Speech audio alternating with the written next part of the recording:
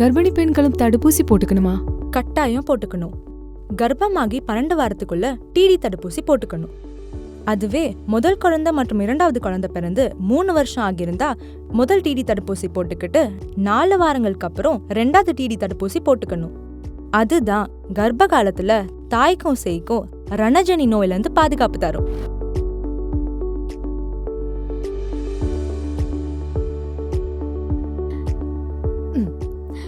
குழந்தைக்கு திஷ்டி கழிச்சிட்டேன்.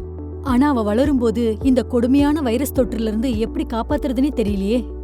அதுக்கு தான் தடுப்பூசி இருக்கே, அப்புறம் என்ன கவலை? குழந்தை பிறந்து 24 மணி நேரத்துக்குள்ள மஞ்சக்காமலை நோய் வராம தடுக்க ஹெப்படைட்டிஸ் பி தடுப்பூசி கொடுக்கணும். 0 டோசேஜ் போலியோ சொட்டு மருந்து போடணும். பிறந்த குழந்தைக்கு தீவிர டிபி வராம தடுக்க பிசிஜி தடுப்பூசி 15 நாளுக்குள்ள கொடுக்கணும். 6வது வாரம் குழந்தைக்கு தொண்டை அடைப்பான், கக்குவான் இருமல், டெட்டனஸ், ஹெப்படைட்டிஸ், ஹீமோஃபிலஸ், இன்ஃபுளுயன்சா ஆகிய 5 கடுமையான நோயிலிருந்து பாதுகாக்கும் பென்டாவேலண்ட் 5 தடுப்பூசி மற்றும் போலியோ சொட்டு மருந்து முதல் தவணை கொடுக்கப்பட வேண்டும். மேலும் நியூமோகாக்கல் தடுப்பூசி, ரோட்டா வைரஸ் டயரியா தடுப்பு சொட்டு மருந்து, போலியோ தடுப்பூசி முதல் தவணை கொடுக்கப்பட வேண்டும். 10வது வாரம் 2ஆம் தவணையாக 5 தடுப்பூசி, ரோட்டா வைரஸ் டயரியா தடுப்பு சொட்டு மருந்து மற்றும் போலியோ சொட்டு மருந்து கொடுக்கப்பட வேண்டும். 14வது வாரம் 3ஆம் தவணையாக 5 தடுப்பூசி, ரோட்டா வைரஸ் டயரியா தடுப்பு சொட்டு மருந்து, போலியோ தடுப்பு சொட்டு மருந்து, 2ஆம் தவணையாக நியூமோகாக்கல் தடுப்பூசி, போலியோ தடுப்பூசி கொடுக்கப்பட வேண்டும்.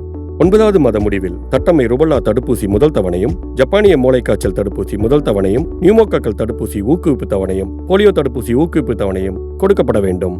16லிருந்து 24வது மாதத்திற்குள் தட்டம்மை ருபல்லா தடுப்பூசி 2ஆம் தவணையும், ஜப்பானிய மூளைக்காய்ச்சல் தடுப்பூசி 2ஆம் தவணையும், போலியோ சொட்டு மருந்து ஊக்குவிப்பு தவணையும், முத்தடுப்பூசி முதல் தவணையும் கொடுக்கப்பட வேண்டும். குழந்தைகளுக்கு 5 வயதிலிருந்து 6 வயதிற்குள் டிபிடி முத்தடுப்பூசி 2ஆம் தவணை கொடுக்கப்பட வேண்டும். 10 மற்றும் 16 வயதில் டிடி தடுப்பூசி 2 தவணைகள் கொடுக்கப்பட வேண்டும். மேலும் விவரங்களுக்கு அரசு ஆரம்ப சுகாதார நிலையம், துணை சுகாதார நிலையங்களை அணுகவும். பொதுநலன் கருதி வெளியிடுவோர் பொது சுகாதாரம் மற்றும் நோய் தடுப்பு மருந்து துறை.